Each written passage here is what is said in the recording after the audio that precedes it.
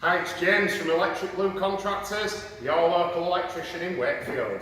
So we're still down here at our friends at Disability Sport Yorkshire at the Denhale Active Recreation Centre, and thanks to a grant that we've received recently, they're refurbishing the sports hall. And what we're doing as part of those works is swapping these old, inefficient fluorescent light fittings and putting in modern low-bay LEDs with three-way switching.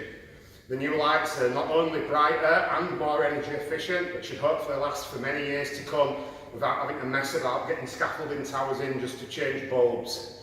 So if you've got a sports hall or some other unusual place that you need lighting sorting out, give James a call from ElectricBlu Contractors for a personal response.